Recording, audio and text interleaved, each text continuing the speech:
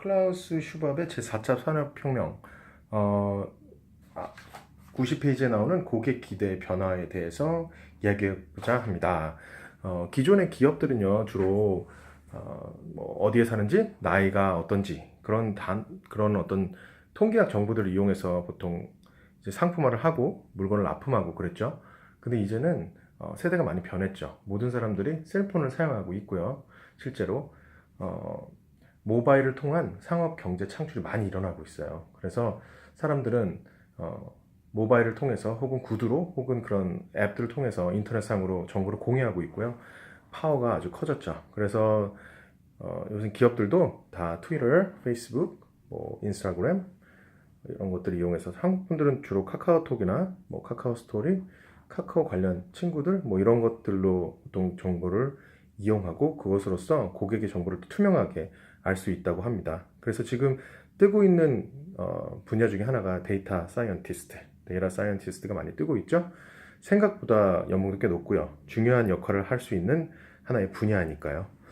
그래서 그런 것들이 어떻게 보면 아이폰의 사실 개발과 아이폰의 도입으로 많이 발전했어요. 아이폰 여러분이 보시면 이렇게 스크롤 다운하거나 스크롤 업을 했을 때 빨리 올리면 빨리 올라가고 늦게 올리면 늦게 내려가고 또 가다가 멈추고 이런 관성의 법칙이 적용이 되죠. 그 UI를 디자인하신 분이 정말 대단하신 분인 것 같은데 그것을 통해서 이제 그런 것들이 이루어졌고 그래서 지금 젊은이들 같은 경우 밀레니엄 시대가 소비를 주도하고 있는데요. 1980년에서 2000년도에 태어난 아이들. 근데 90% 가까이가 셀폰을 주머니에 넣고 다니고 있고요.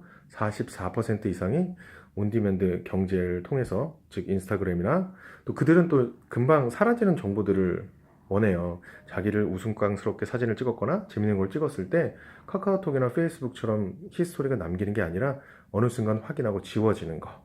그래서 스냅챗 같은 앱을 많이 쓰죠. 여러분들도 만약에 스냅챗 아직 모르시는 분은 한번 다운로드 받으셔서 가족끼리, 친구끼리 써보시는 것도 괜찮을 것 같아요. 스냅챗은 지금 IPO 후 엄청 뜨고 있고요. 젊은이들의 그런 광고 하나의 매체로서 이제 자리 잡을 것 같다는 기대와 그런 것들이 있죠. 물론 기대가 있으면 리스크도 있는 거니까 항상 그런 것들은 고려해야 될 것 같고요. 그래서 이런 매체를 통해서 정보들을 서로 공유하고 있기 때문에 셀폰의 중요성이 그리고 셀폰을 통한 그런 경제 창출 중요성이 정말 지금 커지고 있다고 볼 수 있겠죠. 알리바바라고 아시죠? 알리바바 이제 중국 웹사이트인데 역시 IPO 후 아마존보다 더 가치가 있을 것이라고 이제 보시는 분들도 많고 투자가들도 많은데요. 알리바바는 이제 보통 온디맨드 경제를 대표하는 건데 여러분이 뭔가 주문하시고 싶으신 게 있으면 예를 들어 명함을 만들고 싶다.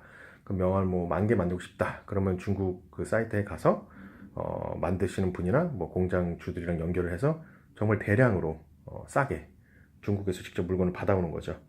그래서 엄청나게 발달하고 있는 사이트고 모든 것을 다 할 수 있죠. 알리바바에서 이제 금융 같은 것도 앱을 통해서 금융을 서로 공유하고 돈을 보내고 받고 이런 것들을 가능하게 해서 엄청 경제를 발전시켰으니까요. 그리고 실제로 아프리카 같은 경우에는 인터넷이 물론 지금 많이 보급되고 있지만 아직 모자란 게 많아서 그 현금 수단도 사실 아프리카는 확실한 통화가 없게 돼요. 왜냐면 뭐 인플레이션이나 그런 것도 급하게 일어나거나 그래서 전화를 이용한 전화 요금, 전화 요금을 준다든지 아니면 전화 미닛을 남들한테 넘긴다든지 그런 것으로 화폐 수단까지 대처하고 있다고 하죠. 그래서 아프리카 쪽에서도 아마 이런 모바일을 통한 경제가 부흥하고 있다니까 제4차 혁명의 그런 어떤 효과가 여기서 또 보여지는 거죠.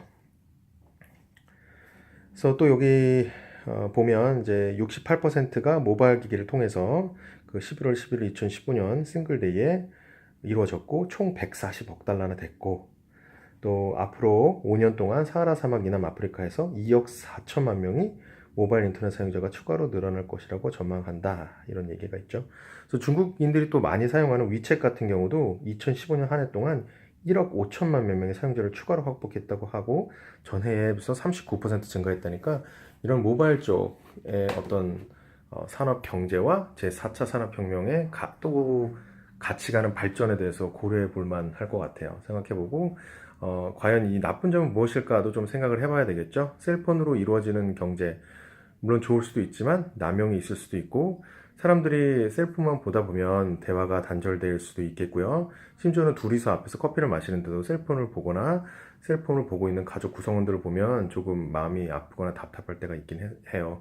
그런 것들을 다 고려하고 4차 산업혁명을 신경 쓴다면 더욱 발전적인 방향으로 갈 수 있을 것 같습니다.